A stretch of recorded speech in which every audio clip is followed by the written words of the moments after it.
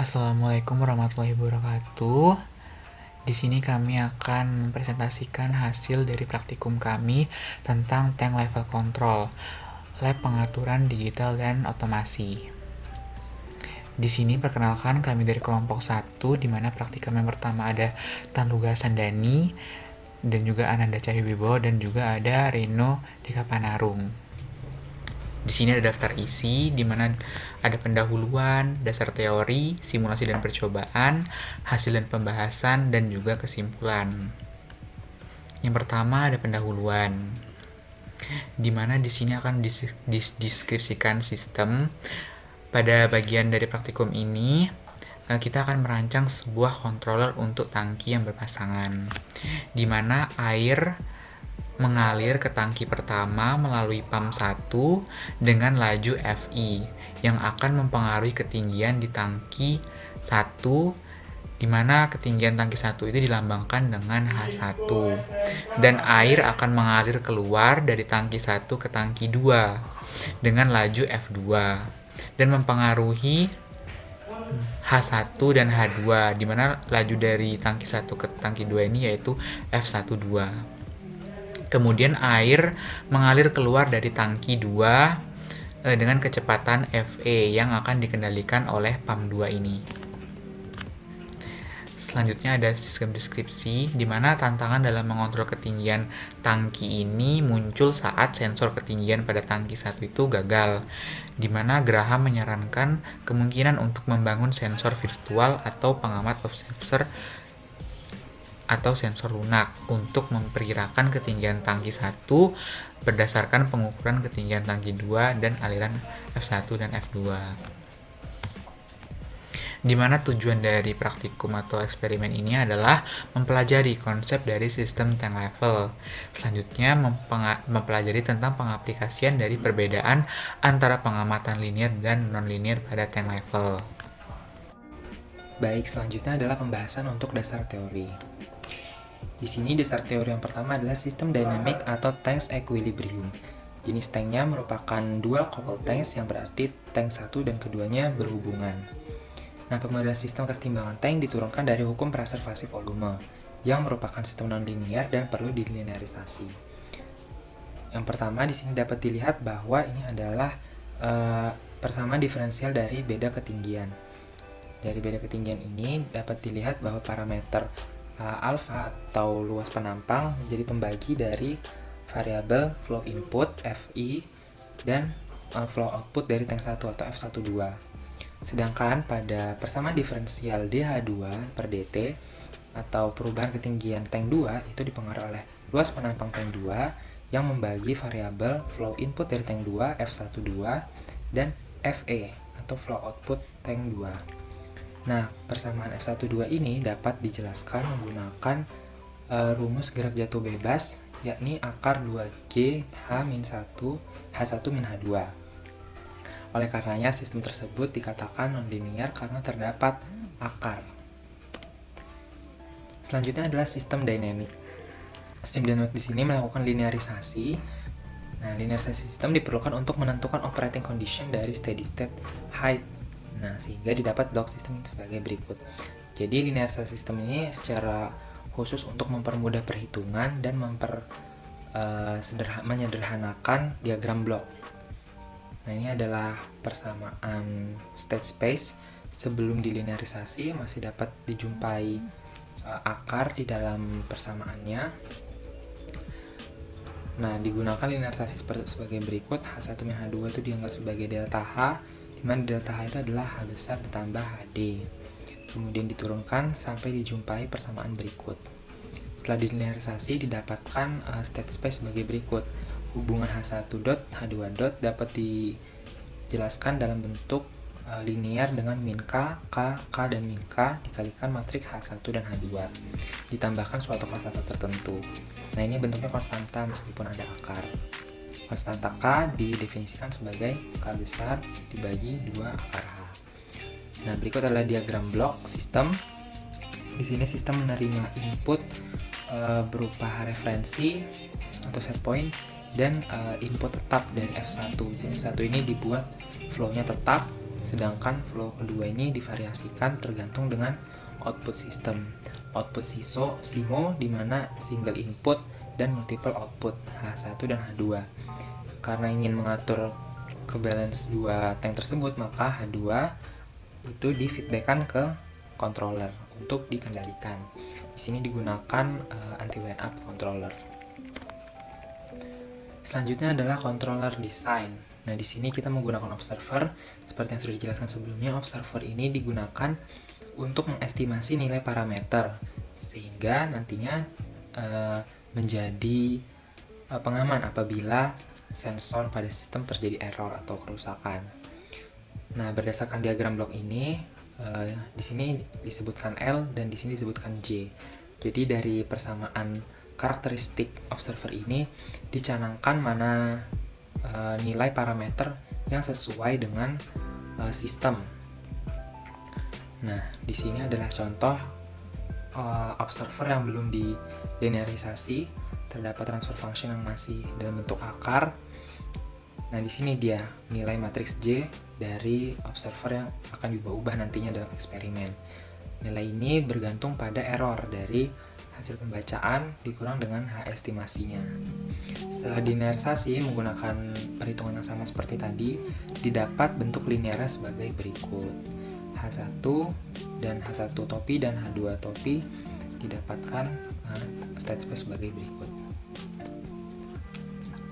Selanjutnya adalah simulasi dan data percobaan. Sebelumnya untuk simulasi, di sini kita menggunakan simulasi software MATLAB dengan tambahan Simulink, App Builder GUI, dan 3D Animation Add-on. Sekilas adalah diagram Simulink dan animation 3D yang digunakan dalam praktikum ini. Pada Simulink juga ditambahkan blok virtual realm untuk memodelkan aplikasi 3D di GUI. Nah, selanjutnya adalah langkah percobaan. Pada langkah percobaan kali ini, tahapan yang dilakukan untuk melakukan eksperimen adalah sebagai berikut. Yang pertama adalah menyediakan file simulasi yang sudah kita dapatkan dari modul. Selanjutnya, kita akan membuka file MATLAB aplikasi dan di-run. Nah, jadi file tank tadi ada file MATLAB app-nya, itu di-run pada App Designer untuk memunculkan Windows-nya. Nanti di dalam Windows tersebut akan dilakukan pengisian parameter sesuai dengan modul. Setelah di-apply pada parameter tersebut, kita start simulation untuk mendapatkan datanya. Klik Simulate in 3D untuk mendapatkan dan melihat dinamika dari sistem. Nah, setelah data didapatkan, kita screenshot untuk dilakukan analisis data nantinya. Untuk mereset, digunakan tombol reset untuk mengulang percobaan. Begitu seterusnya sampai semua data dapat terpenuhi. Percobaan 1 di mana jenis observer, jenis point, dan nilai-nilai itu divariasikan dalam percobaan ini. Di mana yang pertama adalah variasi dari jenis observer linear dan non-linear. Dapat terlihat bahwa pada observer yang menggunakan tipe linear tidak terdapat overshoot. Sedangkan pada tipe linear itu terdapat sedikit overshoot. Tetapi terdapat sedikit delay pada tipe linear. Kemudian diuji observer matriks J-nya yaitu bernilai negatif. Mau jenis linear ataupun non-linear, apabila J matriksnya itu negatif, itu akan menghasilkan estimasi yang mendekati tak hingga. Dapat terlihat dari grafik warna merah tersebut. Nah, kemudian diuji dengan noise level yang berbeda, di mana nilai 20 dan 2. Terlihat bahwa dengan noise yang berbeda ini memiliki grafik berwarna merah yang lebih jernih daripada yang 20 jenis karena keacakan sebanding dengan nilai noise-nya. Selanjutnya, pada percobaan 2 ini akan divariasikan parameter PI, jenis observer, jenis set point, anti-wind up, controller, dan juga nilai noise divariasikan dalam percobaan ini.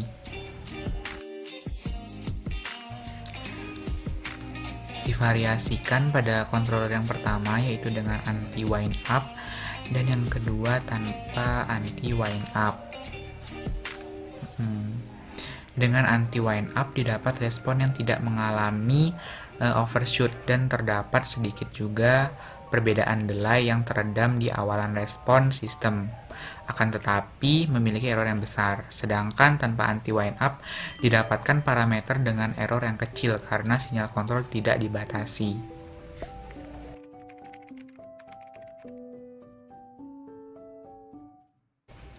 Kemudian untuk nilai KP saat nilai diturunkan dari 0,3 menjadi 0,1 itu terlihat kurva yang minim overshoot. Dan sedangkan saat nilai KP itu dinaikkan, grafik sistem yang banyak melakukan overshoot dari 0,3 menjadi 3. Selanjutnya, diuji nilai KI, di mana nilai KI diturunkan, akan didapatkan respon sistem yang terdapat overshoot. Sedangkan pada saat nilai KI dinaikkan, didapat respon sistem yang banyak overshoot-nya.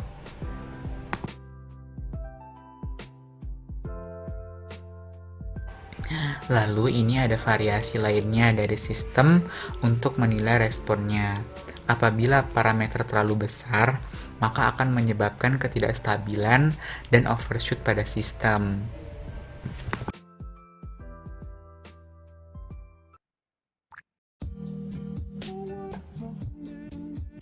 Selanjutnya adalah hasil dan pembahasan. Pada pembahasan percobaan pertama, jenis observer, jenis setpoint, dan nilai noise divariasikan dalam percobaan ini untuk mengetahui karakteristik dari setiap variasi. Yang kedua, non-linear observer memiliki error yang lebih kecil daripada linear observer. Akan tetapi, terdapat overshoot selama percobaan.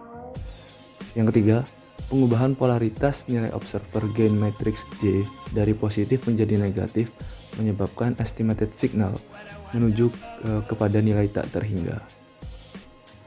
Kemudian yang terakhir, nilai noise yang kecil menghasilkan estimated signal yang lebih smooth dibandingkan dengan nilai noise yang lebih besar. Selanjutnya adalah pembahasan untuk percobaan kedua. Yang pertama, presensi anti-wind up controller dan nilai KP dan KI divariasikan dalam percobaan ini untuk mengetahui karakteristik setiap variasinya.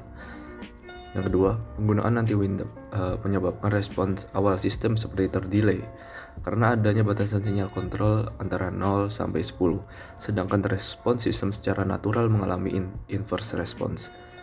Yang ketiga, peningkatan nilai KP dan KI menghasilkan respons yang disertai dengan overshoot, bisa kita lihat di sini. Sedangkan pengurangan nilai KP dan KI menghasilkan respons tanpa overshoot. Selanjutnya adalah kesimpulan.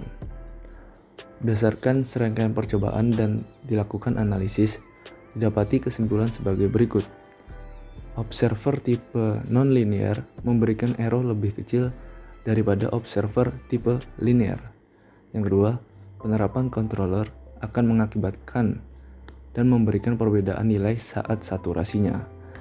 Yang ketiga, penetapan nilai dari KP dan KI perlu diperhatikan dan dipertimbangkan untuk menghindari overshoot dan output tidak mencapai set point-nya. Dan yang terakhir, nilai matriks J negatif akan memberikan respons menuju nilai tak hingga. Sekian presentasi dari kelompok kami. Terima kasih. Dan jika ada kritik dan saran, sangat kami harapkan. Wassalamualaikum warahmatullahi wabarakatuh.